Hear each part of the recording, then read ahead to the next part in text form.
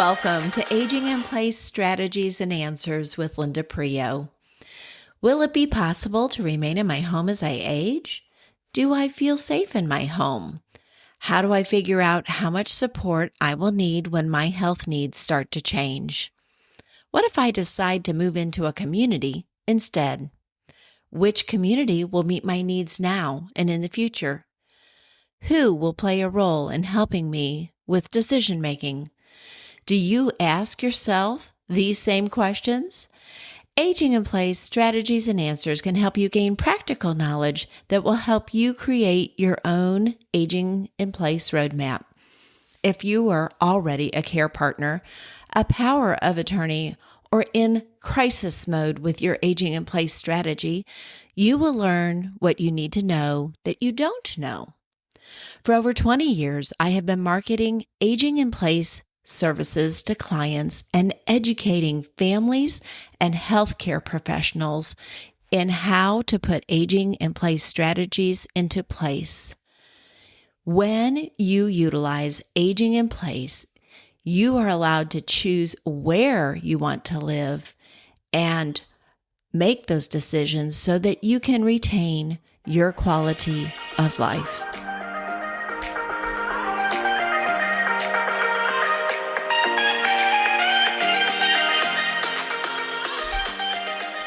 Welcome back to Aging in Place Strategies and Answers.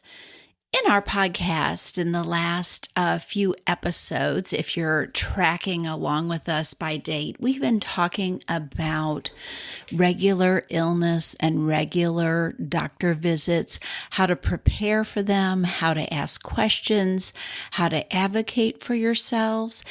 And this podcast is going to be focusing more on people who are experiencing chronic conditions or life-altering illness. And while we want to be prepared for office visits and we want to have questions to ask, and we can certainly follow the 4 M's that we have learned in a previous podcast, the lesson that I would like to share with you today is that quality of life is possible if you have a chronic illness or a life-altering disease, but we have to know how to get there. And that is what we are going to be talking about today. Chronic illness and quality of life include palliative care. And again, listeners, if you have been tracking with me, I began the topic of palliative care in my last podcast. And so this is going to be an amplification of that subject matter, how we can use it to our best advantage, and how really not to be afraid of palliative care because it is not hospice.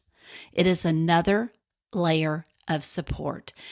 And so my aim in having this discussion is to help you or someone you are a care partner for or yourself would know how to embrace palliative care and the support that it offers.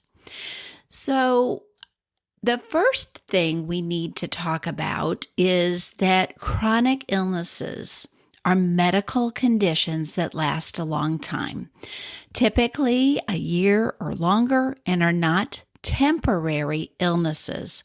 So it is important that you understand what you have so that you can understand next steps. But the first piece of this really is to know your diagnosis, to understand what that means. Doctors often believe they have explained a diagnosis clearly, while the patient hasn't always understood the information, or sometimes they've only partly understood. And it is okay to ask open-ended questions about your diagnosis. One of the reasons why we don't or are unable to fully listen to what the doctor has told us is because it is such a shock that our brain automatically spins to planning our funeral. So when your doctor would tell you that you may have COPD and you may have this condition for the rest of your life, it is human nature that we spin the negative. And so it prevents us from hearing anything else that the clinician is trying to tell us. So there's nothing wrong with you. It's our humanness coming forward when someone is trying to tell us something that we need to know. So clearly it would be wise if you asked if you could record the conversation. And it would also be quite normal that you would ask somebody to come along with you so that they can take notes, maybe even create a new notebook, workbook that you can keep important information in and write down questions that I am convinced you probably will not ask at that moment when you receive a diagnosis. So doctors are skilled and they have training and they know what the diagnosis is and they are explaining it, but our ability to understand it can be impaired because of what I mentioned. So what kind of open-ended questions could we ask about our diagnosis? Well, you could ask the exact name of the condition. And because it's probably going to be a medical term, then you want to write it down so that you can repeat it and know it. And when you're talking to somebody else who is working with you, that you can clearly tell them what your condition is.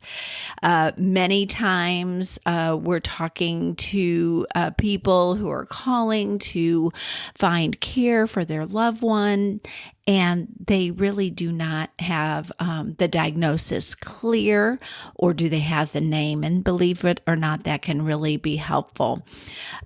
You could also ask, well, what caused this condition or this disease process, and is there a cure? Or can it be cured? And then write down or listen carefully to what the doctor shares. Another open-ended question that might stimulate more dialogue is, what might I experience in the future? In other words, what symptoms could I experience? What changes in my activities of daily life could I experience in the future as a result of this diagnosis? And you will probably come up with more, but at least hopefully that will get the ball rolling. And doctors want you to know. They don't want to keep it a secret. There is wisdom and knowledge, and they're happy to give it to you. But when we're in shock, and believe me, these are hard things to take in. We don't always think about the questions we need to ask. So before you leave your doctor's office, you can also say, you have given me a lot of information, and I know that I am going to have more questions. What is a good process, or what is next? How will I get my questions answered? Do I need to make another appointment, or will I be referred to a specialist that can help me with that? So be clear that you understand what your diagnosis is, what it's called, and write it down, and what this might look for the future. And believe me, friends, that takes a lot of strength to do that. You might also ask, as you're wrapping up the appointment, if the doctor hasn't mentioned it, what are the next steps? What are the next steps for me? What are you seeing for me as a reasonable next step? And they may say that more testing is required so that we know exactly where you are in this diagnosis and where you are in your journey. But ask, what kind of testing are you talking about? How will I prepare for this testing? How long will this testing be? Will it be an hour, 30 minutes? over quickly. You might also ask, is the testing that you're recommending covered by my insurance? You may also ask, well, what are you looking for in this additional testing that you do not already know? And because you're asking these questions in a spirit of education, you should not be experiencing any dismay from your physician. And I cannot say this enough, but you are asking in a spirit of education and should not hear from a physician that you're stressing me out or I don't have time for this. And if those are the things that you are hearing, then please ask, well, what would be the correct way for me to get my questions answered? And then follow your doctor's recommendation, or it could be time to seek a second opinion. If you are going to have additional tests, you may also ask, well, who will receive the reports and who will go over them with me? And how long might it take me to get some results?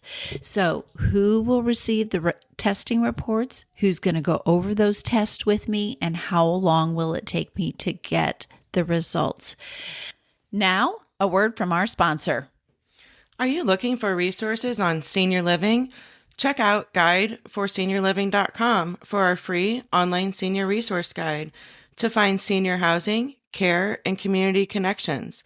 Start searching now at guide number 4, seniorliving.com. That's guideforseniorliving.com to find the contact information for senior housing, care, and community connections. Now let's return to the podcast. Your current physician may continue to treat you, or a referral might be made to a specialist. The specialist will be able to review your tests and recommend treatment options to help minimize symptoms and potentially extend your life. Here are some open-ended questions that you could ask the specialist. How will this treatment option help manage my symptoms? Will this treatment option cure my disease? What will be the duration of the treatment that you are suggesting? How much time can I take to make my decision? Please share what the possible side effects of each recommended treatment option. Depending upon the treatment option that I choose, how will it affect my ability to work, to care for myself, or to care for my family? And of course, lastly, this is the practical question that I feel that we have to ask, because many people do declare bankruptcy because of treatments that are required but are not covered. Are these treatment options covered by my health insurance? Although these questions sound very black and white, and it would almost appear that the answers are very black and white, I assure you that there is nothing black and white about this, and that this is not something that anyone enters into lightly or without a lot of education and information. So make sure that you have the ability to ask the questions as they occur to you and what the process is for those questions so that you can get answers. As I mentioned in my introduction, today's topic is about chronic illnesses, and they are illnesses or maybe diagnoses, life-altering diagnoses that will not be potentially cured. And so we have to learn what we need to know so that we can achieve some sort of quality of life. So let's talk about quality of life a little bit, and then we can go on to talk about palliative care and the extra layer of support that it offers. Quality of life, of course, is subjective to each individual. Quality of life might look like something in your 30s, but it will look completely different when you're in your 40s, as well as other ages in your life. So it is very subjective. It pertains to you and what you think quality of life is.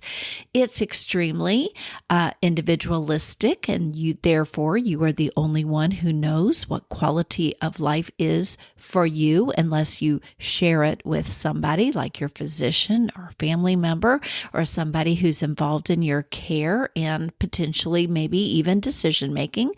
And like I said, it evolves as your life goes forward, but it can also really change when you are diagnosed with a chronic condition or a disease process. But it is very important, and it is worth discussing with, as I mentioned, not only people who are caring for you and with you, but also with your doctor. Quality of life is about making sure that you're mentally and physically well enough to do what is important to you. So that was making sure that you are able mentally and physically well enough to do what is important to you. From creakyjoints.org, every patient has their own wants, desires, self-image, and ideas about what they want to accomplish in life, says rheumatologist Joseph Hufstetter, who is a partner with Arthritis Associates in Hickson, Tennessee. He says, I want patients to tell me about everything that's going on with them so I can help them reach their goals. I don't want their disease to define who they are. So that can be an important goal of quality of life if you're struggling to put that idea into words. Do you want your disease to define who you are, or who you are as an individual and how you perceive quality of life to be in your own life and time? Dr. Libman, who is a chief of rheumatology at the University of Vermont Medical Center, says it like this. Quality of life is often an evolving concept depending on where you are in your patient journey. She goes on to say that when your doctor asks, "How are you?" they're not just making polite conversation. They want to know whether you're having trouble sleeping, are in too much pain to play your favorite sport, or are struggling to care for yourself or your family. These are the kinds of issues your provider needs to know about in order to help you improve and achieve your personal goals. Your personal quality of life is also important if when you have a chronic condition or have a life-altering diagnosis. And this is from getpalliativecare.org. From their website, it says that most doctors are trained to focus on the cure and treatment of the disease itself rather than on your quality of life issues. When your symptoms, stress, and side effects are not under control, that is the right time to talk to your medical providers about palliative care. And palliative care is available to anyone diagnosed with a serious, complex, or life-limiting illness. Palliative care is also widely covered by Medicare, Medicaid, and most private insurance plans because it's considered part of standard medical treatment for serious illnesses. And coverage generally includes doctors, nurse visits, pain management, and support services, though standard cost sharing like deductibles and copays might also apply. So here are some things that we want to review about what I just said. Palliative care is available to anyone diagnosed with a serious, complex, or life-limiting illness. It is also widely covered by Medicare, Medicaid, and most private insurance with deductibles or copays that apply.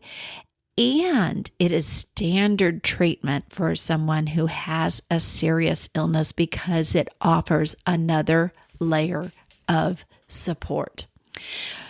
This information that I'm going to share with you is from the National Institute of Health. Many medical professionals experience confusion.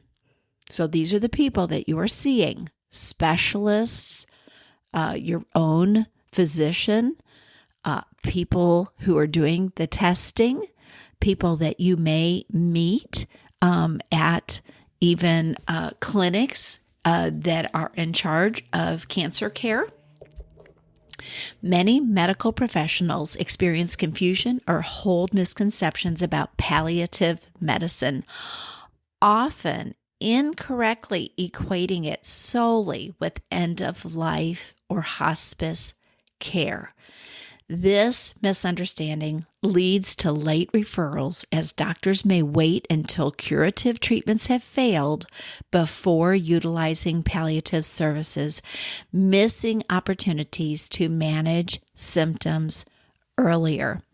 So, if you are not clear about what palliative care is, and I would hazard to guess that most people are not, we also have uncovered the fact that many medical professionals and their staff often are confused as well about the layer of support that palliative care can provide, and therefore it is not included as standard medical treatment for serious illnesses. And there's a reason why it should be.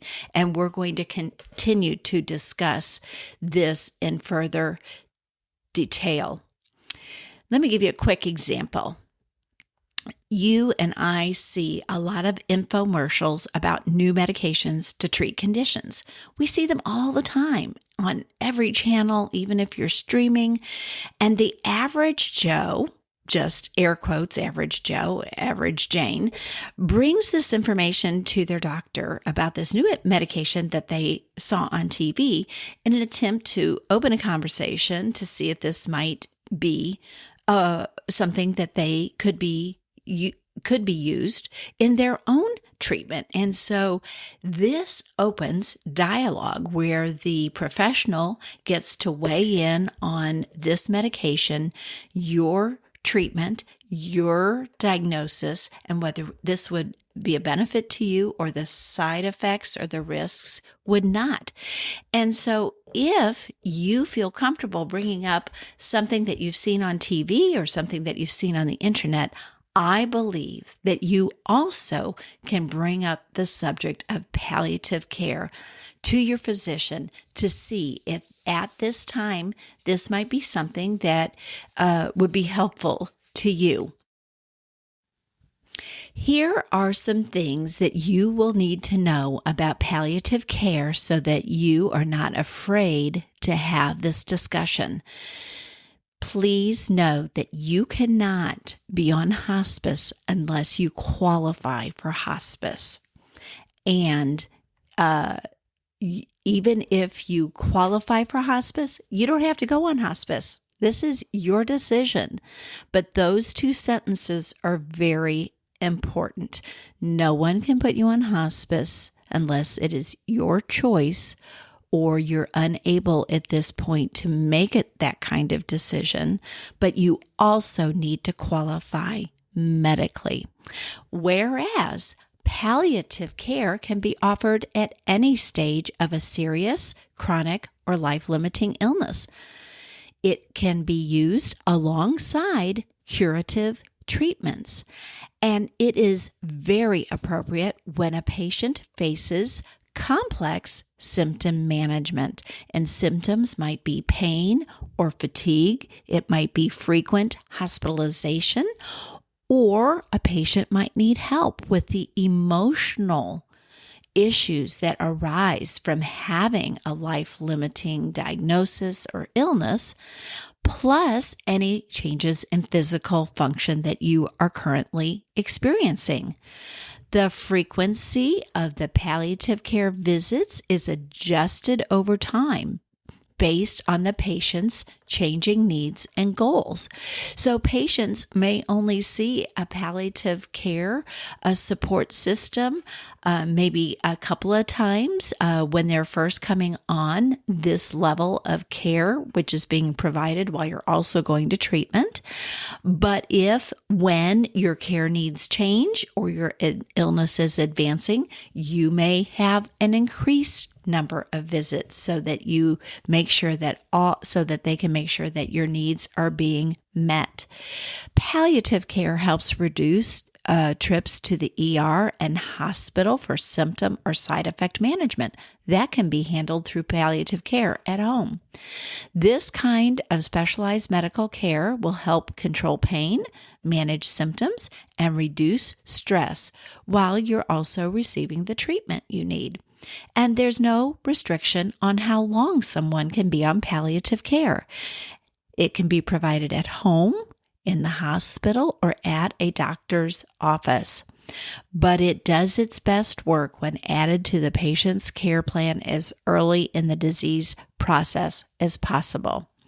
Your palliative care team will help manage pain, depression, anxiety, fatigue, shortness of breath, constipation, nausea, loss of appetite, difficulty sleeping, and much more. And if you are listening and you currently have a chronic illness or a diagnosis that will not get better over time, this is a big deal because we do see in healthcare that patients are experiencing all these things, but they don't know, or not all of them at the same time. They might be going through a particular round of anxiety, maybe depression, maybe it is constipation. So it won't be everything, but it can be some things. And this is where the rubber hits the road. These things can be solved before they become bigger issues and send you to the hospital. The palliative care team will also spend time with your family and with you in order to understand your goals and help you match those goals to your treatment options. Palliative care will improve your ability to tolerate medical treatments and carry on with your daily life. And that will help you get to the quality of life that you determined for yourself and that I mentioned early in this podcast.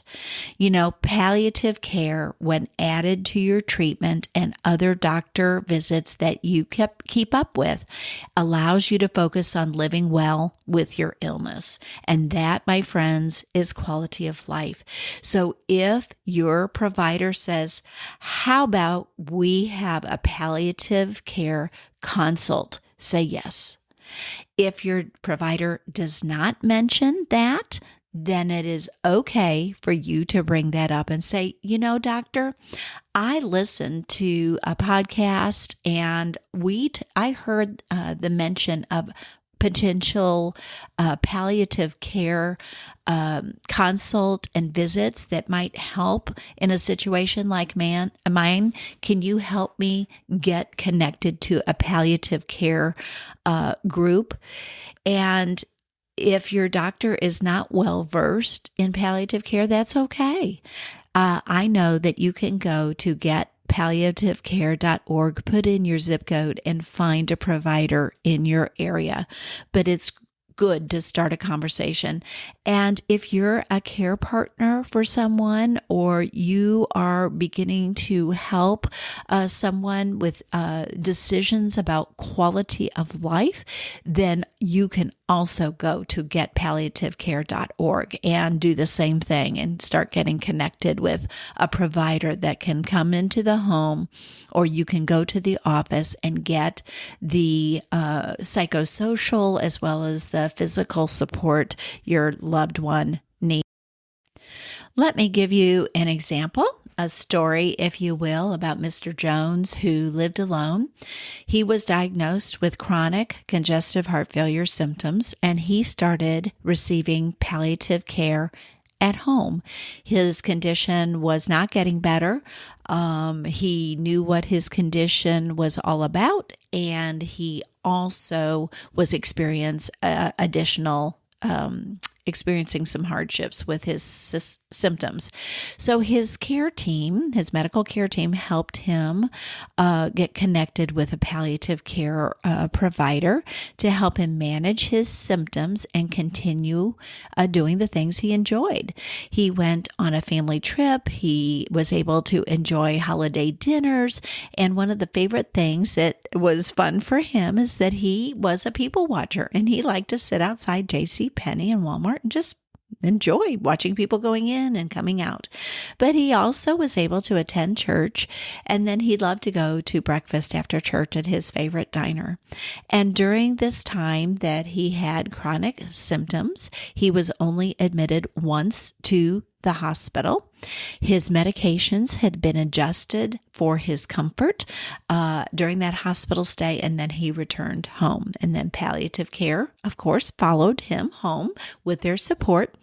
Mr. Jones would frequently call friends and family to see who could meet him for dinner on the weekend, or he was able to schedule some more family trips. But after one of his last trips, he shared with his family, and he shared with the palliative care team, that the trips were starting to wear him out because of his symptoms, and that it was time that he stuck closer to home. But he still wanted to have a situation where he had quality of life. Unfortunately, during most medical visits to the doctor's office, it is a quick time to check in. How are things going? How you can express yourself. You can express your concerns. Things can be adjusted. But what about when you get home and you have time to think? And in my knowledge and experience, with people, personally and professionally, who have chronic illnesses or a life-altering diagnosis, there is very little help when it comes to the psychosocial aspect and the planning aspect of the disease process. And this is why palliative care is a standout, because it is one-on-one, it is individualized, and difficult questions and conversations are happening. But when those conversations occur, the chances to achieve greater quality of life also occur. As always, I like to end my podcast with a caregiver tip. And my caregiver tip today would be to do what is right for the person that you are a care partner for, and get the information that you need. And if it is a chronic illness or a life-altering diagnosis, palliative care is the next best step. And once you get connected, then you will have the layer of support that you need. I have shared this before, but my mother and I are not nurses. And so watching my father with his experience with congestive heart failure, we always felt so assured when the nurse would leave and she would give us a report, and she'd say, Mr. So-and-so is doing really great. His vital signs are good. He's on his regimen, and this is really doing well for him. So just be assured that he is comfortable, and he says he feels good, and that is what we are focused on. And it just made all the difference in the world, because if you've ever been a care partner for somebody, unfortunately, the emotional stress can really wear you out. And when you have emotional stress and worry, it can take you down even farther. So having this extra layer of support is very important. Thanks for listening today, and I hope that you will be tuning in again, because I am going to have another podcast about hospice, which is very different than palliative care. Thanks for listening. Listeners, do you need a speaker for your group? Or perhaps you would like to know how to access my YouTube channels? Please check out my website, seniorsupportstrategies.com. On the website, you will even find more details about how to get a personal consultation. Thanks for listening. Thank you for joining me today. Please remember that this podcast is intended as education and not advice. Don't forget to share this podcast with family, friends, or colleagues who want to learn how to age in place, but also share this with those who find themselves in crisis mode. Please go to my website, seniorsupportstrategies.com, for more information.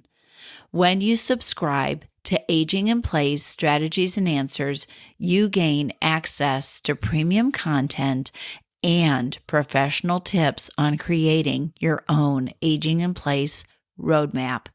As always, I value the time you spend with me.